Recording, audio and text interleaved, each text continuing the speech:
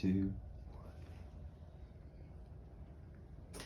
Hi, my name is Cole McCorkle. I am a firefighter / engineer with the Lebanon Fire Department.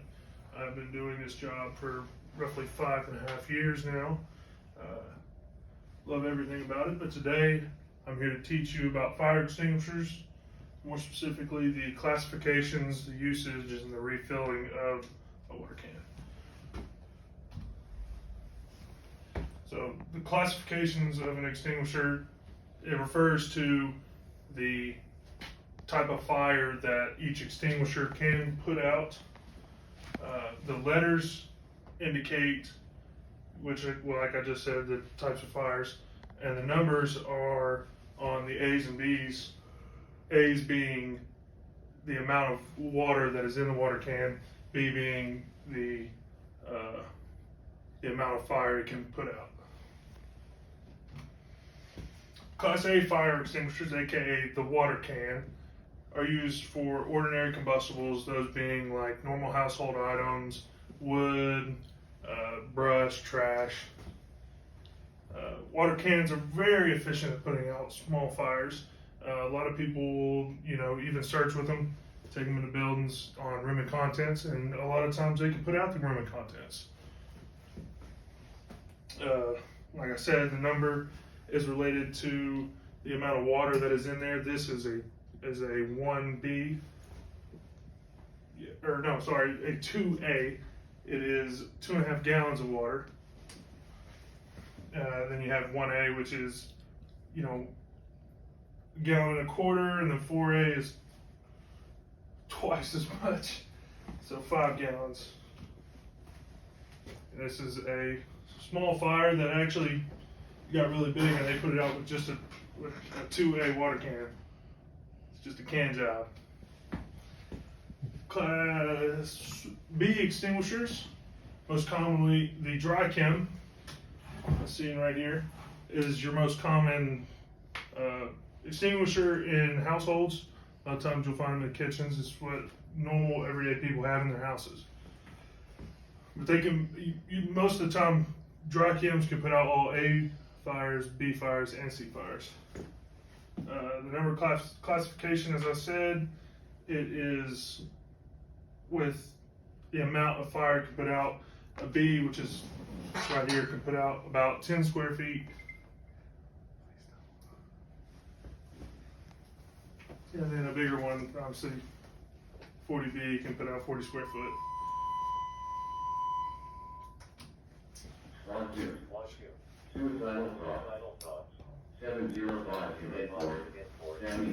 What is a Class B fire?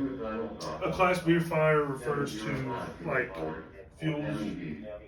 And what is Class C? Class C is electrical. So you said your Class A's is more like your household items, possibly? Yes. And kind of like wood? Yeah.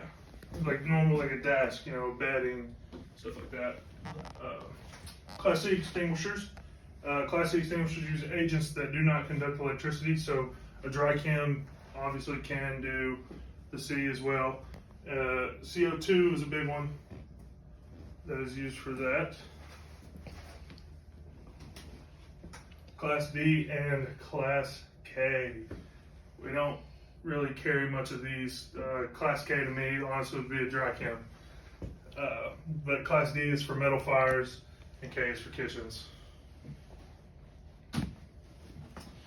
Alright, how to operate a fire extinguisher. I'm going to not actually use it, but I'm going to show you the proper steps.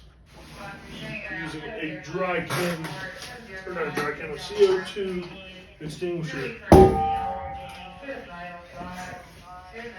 Today we will be using the pass method, as if you are been in this business for a while, you probably already know. But the pass method will start off with the P being pull the pin. So, screw. Gonna do it.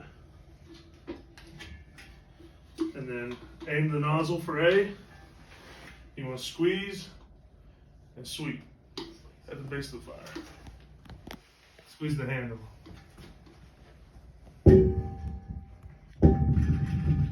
We will demonstrate that further with the water can in a minute.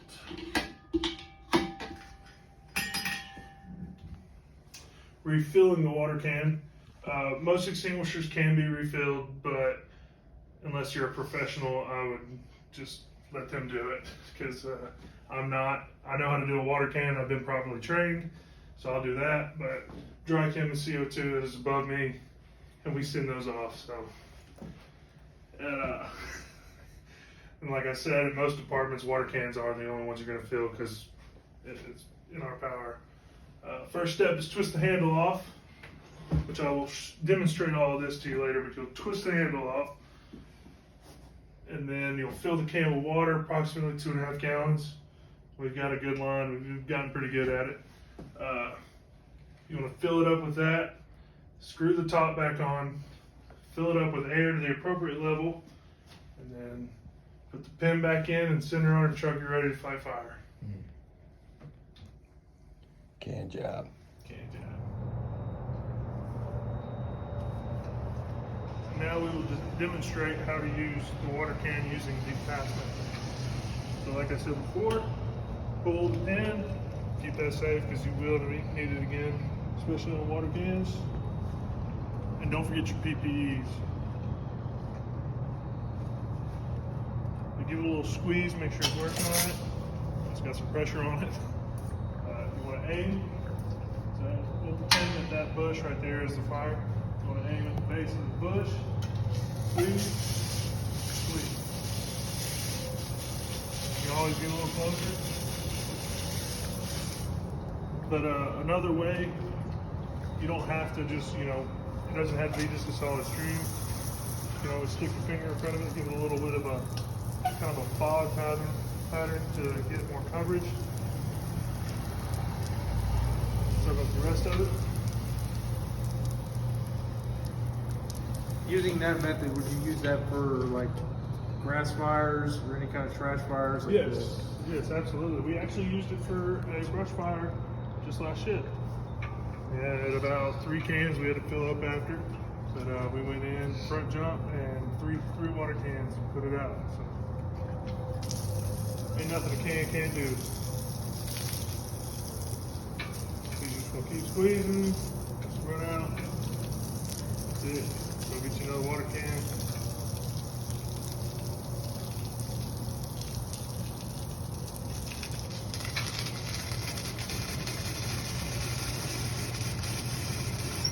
That's it. That's all your water. How many gallons of water did you say was in that?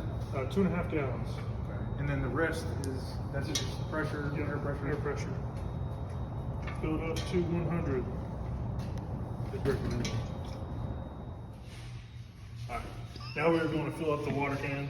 First, you're going to screw off the top to the cylinder.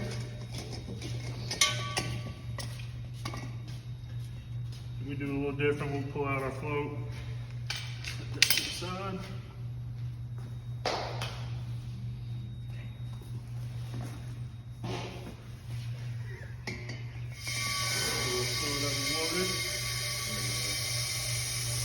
So how much did these hold? 2.5 gallons. Okay. Now are you going to fill it all the way to the top, or are you going to leave? Do you leave room in there for air to build, or? I'll leave enough room for about 100 pounds of pressure to get in there and work efficiently.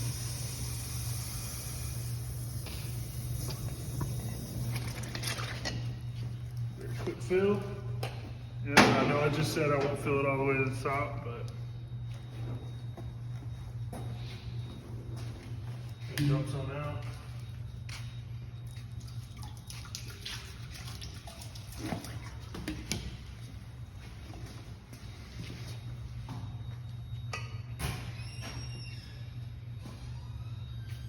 That's almost perfect.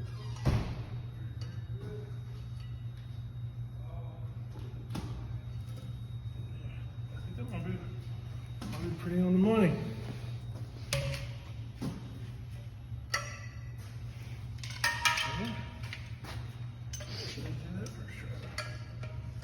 And just screw the top back on.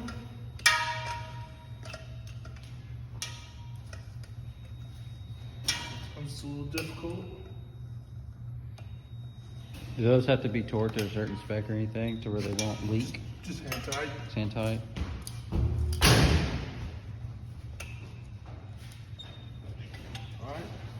Next we'll fill it over there. Pay attention in class.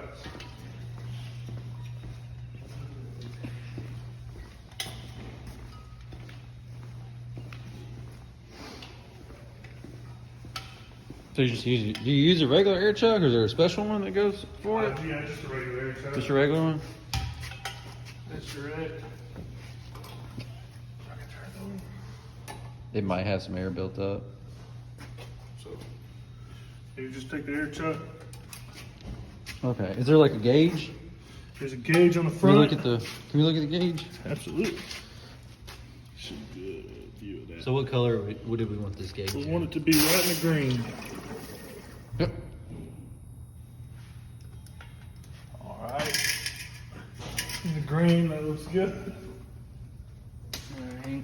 So how many pounds does that hold? When you, it's 100 pounds of pressure, but when you pick Okay. it up, should be around 29, 30 pounds. Okay. So I always wonder too, and it's kind of off topic, but while we're here, what is it says? People always say 100 psi. When they say psi, what do they mean by that? Pounds per square inch. Okay. Alright. I got a question. So when you are going on a fire alarm or you're going to search, how are you carrying that can? You're gonna take it, go right around. See, I'm a bigger fella, so I mean it don't really fit me just right, but usually it's gonna come down, hang around in between the legs or down here by your side. You can crawl with it, just like normal. So is this something you would search with? Absolutely. You particularly? Absolutely. Yeah.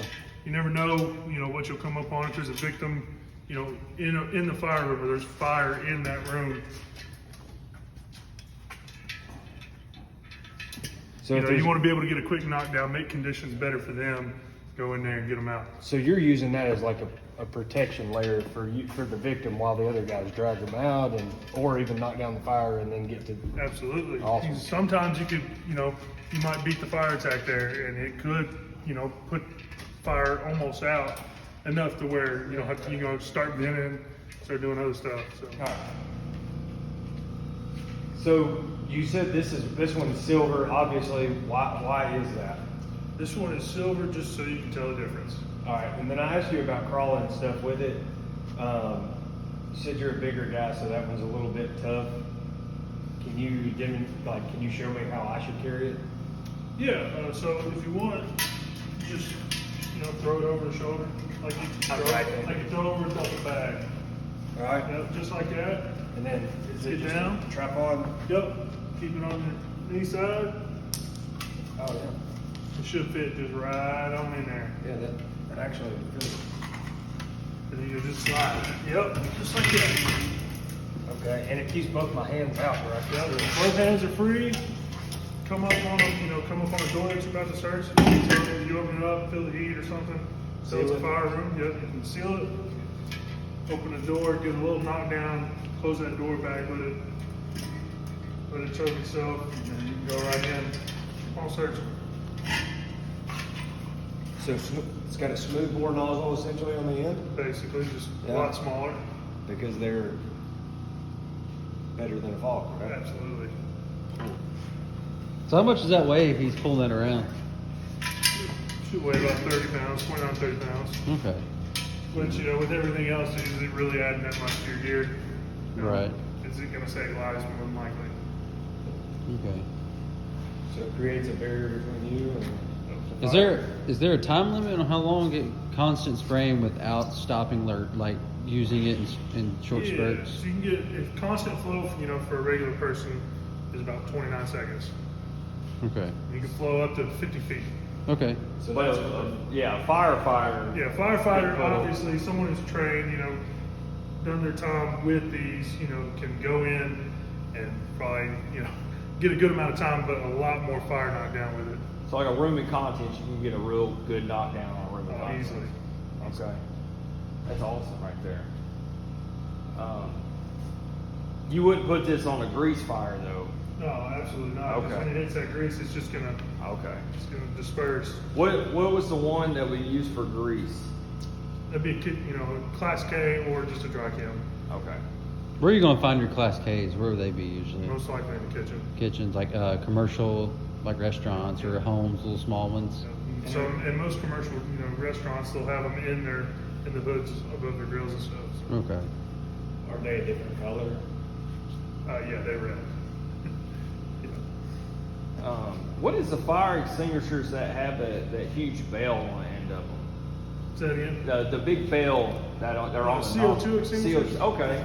When would you use those as opposed to a dry chem or a water chem? Electrical fires, or you can use them on class Bs, but you'd want to use them instead of the dry chem, if you're not, one, trying to make a mess, or two, trying to preserve some of the electrical equipment. So what does the CO2, how does it knock the fire out? It suffocates it. It gets rid of all the oxygen. Okay.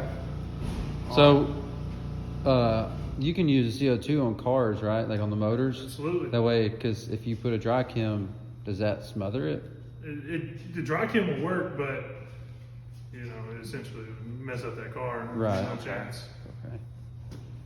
So it just does the same, so we're just removing that element of the fire triangle or Yes. tetrahedron. Tetrahedron. Yeah, we're taking out the oxygen with the dry chem, Mm-hmm. and this is fuel and, okay, and heat.